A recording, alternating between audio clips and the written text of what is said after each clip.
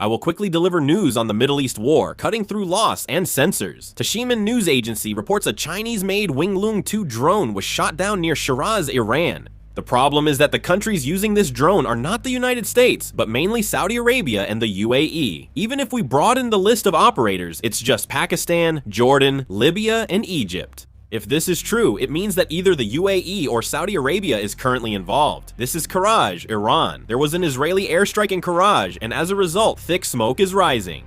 This is Petah Tikva, Israel. There was an Iranian ballistic missile attack here. This is Petah Tikva, Israel, filmed from a different angle. This is Jordan. Iranian missiles targeting Israel were intercepted, causing missile debris to fall in Zarqa, Jordan. This is likely debris from a recent missile attack near Beit Shemesh. The Israeli military said during Passover they struck over 50 ballistic missile targets in Iran.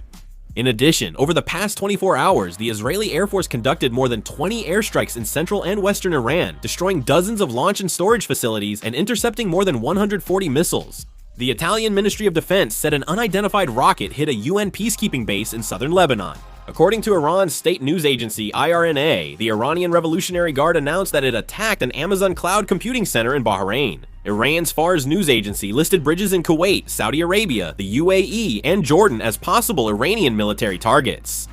The bridges in question are the Sheikh Jaber Al Ahmed Al Sabah Bridge, King Fahd Causeway, Sheikh Zayed Bridge, Al Makta Bridge, King Hussein Bridge, Damia Bridge, Sheikh Khalifa Bridge, and Abdun Bridge.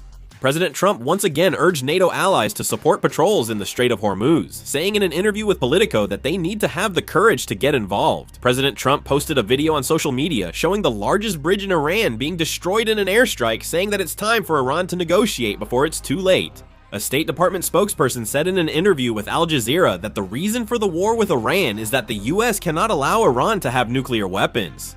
The Chinese ambassador to the UN voiced China's opposition to member states using force in the Middle East. The Italian foreign minister requested a humanitarian corridor through the Strait of Hormuz to deliver fertilizers and essential goods, aiming to prevent a food disaster in Africa.